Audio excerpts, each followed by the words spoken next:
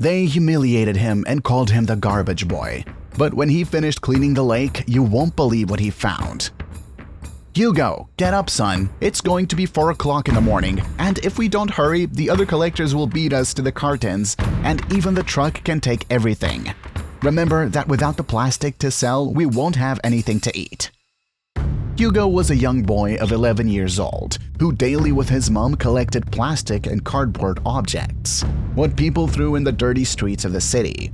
Doña Rosa was very sad about the situation she had to go through with her little boy, because the truth is it was not the life she thought she would give her son, but the memories she had with his father made her know that the decision to leave him was the right one. Doña Rosa's story goes back to when she got engaged at an early age to Hugo's father, but this little man committed infidelities and treated her very badly, even in front of his friends. He cared little or nothing for the little boy who cried from hunger and loved his mother. But that wicked man treated a lady like a servant and would not allow her to go where her son was until he had served and fed all his friends, whom he made enter his house almost every day. She always said that her son should become a man as a baby and stop crying. The woman didn't have the heart to let her son cry, however. As soon as she left the tablecloth on the table to go see her little one who cried incessantly, however, the bad man got up and locked her in and told her he wouldn't leave until his friends and he were satisfied, or the meeting was over. Rosa cried with each cry of her little one, and her heart was truly broken. At the end of the party, the woman received the keys and went to nurse her poor little one, who had fallen asleep after so much crying. Doña Rosa felt she had to get away, but her husband told her that if she tried, he would throw her out on the street and that she would never see her son again, since his father was a judge and could give him guardianship of the child. However, Doña Rosa thought of her little boy and how much he would suffer if they stayed. That is why at the next party, she tried to get her husband very drunk, and finding herself in a state of total amnesia, she got up, took her son in her arms, and escaped from that bad man. Doña Rosa was never heard from again. She went to a place in the jungle where the people who lived there were poor people who lived in a paradise of nature, however, neglected by the authorities. Full of garbage in the middle of the jungle, Doña Rosa invaded a piece of land, and with the little money she could get from her husband, she had a small hut built. However, she went out to the streets to collect plastic and cardboard materials, then sold them in junkyards. As the years went by, little Hugo grew stronger and went out with his mother to collect materials. Doña Rosa was a very well-known woman among the people because she dared to carry her little boy on her shoulder. She walked all the streets of the city. Because of his popularity, when Hugo went to school, he was humiliated by all the children in his class because he was always dirty and they saw him walking the streets looking through the garbage. Those comments made Hugo feel belittled, of course, but he was never ashamed of what he did because that job gave him the opportunity to eat with his mommy. One day, Hugo did not arrive at the place agreed with his mother to be able to sell what he had collected. He was forbidden to leave the town. However, one day he saw in the distance a place full of cartons, bottles, among other things, very close to an abandoned neighborhood. When he approached quickly, he realized that everything was full of water, which covered up to his knee and was getting deeper and deeper. Maybe it's because of this dirty water that people don't want to live here, he said to himself. But there the boy was, collecting everything he could to surprise his mother, because he had practically found a treasure in that dump, as everyone called it. But for him, it was a garbage paradise where he could resell cardboard, plastic, and even appliances in bad shape. When Hugo arrived home with 2 sacks full of materials, his dear mother started jumping up and down with joy and shouted that today they were going to eat very well after a long time. Hugo's mother never asked how he got so much good things, because she trusted in her little boy's responsibility. After school, Hugo would go to that place to look for materials. However, the townspeople would make fun when they saw a child looking for garbage from the polluted lake. His schoolmates began to feel disgust for him and also for his mother.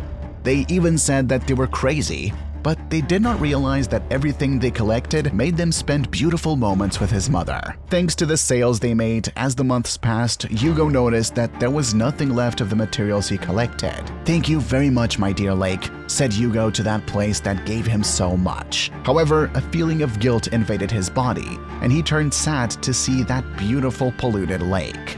Hugo noticed that there was a piece of wood he could use. He repaired it and transformed it into a means of transport for lakes, like a boat. And every day he would take the garbage out of that pestilent lake. He did the same thing day after day, week after week. When his classmates found out what he was doing, they all took pictures of him and made fun of him very often. Nobody wanted to hang out with the garbage boy, as they called him. But little by little, he was making the lake cleaner and cleaner. Many months later, the lake was completely clean, and Hugo noticed that the canal was clogged with garbage, which is why the water was stagnant. When he went to remove the old trunk that was blocking the water and preventing the new water from flowing into the canal, he jumped into the lake and with great force managed to remove the heavy trunk. So the water began to flow freely. This is how the water was filled with new and crystalline water. Hugo was very happy to see the magnificent transformation of the small lake. As he was leaving to throw that old trunk away, he noticed that the garbage truck had already left. Hugo did not want to throw it on the street, as that would be pollution, so he took it home with his mother. They were filled with curiosity about the contents. With great force, they managed to break the padlock, and when it was opened, they noticed that inside it was covered with a blue plastic that did not allow water to fill a steel briefcase, which, when they opened it, was inside an envelope containing architectural and engineering plans. There were also many specifications and a letter that read, "I will be brief, but I will also be very precise at the same time. If you have found this, it is because you have a big heart, a heart of gold." This place used to be a tourist attraction years ago, but the people who came here every day dirtied everything. I, as the owner, was tired of the garbage that was formed, but the old man did not have enough strength to continue guarding the property. That is why I'm writing this letter to you. You were able to find this. To be able to find this trunk, you had to clean all the water, and that is why I want to tell you that I entrust you my home. I leave you the plans, the transfer with my signature, and I want to tell you that I trust you. Now you are the owner of all of this. Hugo realized that all those plans and sheets were indications of the size, and a signature that allowed him to be the owner of everything. In addition, in that blue plastic, he found money and dollars, gold, jewelry, and even precious diamonds. Hugo and his mother cried when they saw that this life was taking such an unexpected turn. They both hugged and cried, remembering everything they had to go through: beatings, mockery, and even discrimination. Soon, the press and many people arrived, since everyone wanted to experience that beautiful lagoon, and even exotic animals came close by. Hugo and his mother never again had to beg for garbage and even became one of the richest and most respected families in the area. When Hugo's father saw on TV all the success of these two, he went with some men to confront why he took him and also asked to be the owner of part of the land and money. But Hugo, who knew how he treated his mother, confronted him and did not allow him to enter. Today, Hugo and his mother beautified that place with beautiful buildings and making that every day more people come for tourism. My friend, we have reached the end of this story. Hey, tell me, do you believe that life or God rewards you for a good deed? This is the story of Hugo and his mother Rosa, who had to endure calamities to be able to have the success they enjoy today. And they were always very united. We invite you to do the same with each one of your loved ones. We invite you to share them with all your friends and family. Click on like and above all to subscribe if you have not already done so, because this channel has the best stories of the internet. Turn on the notification bell and you will know when we upload a new video of stories. See you next time.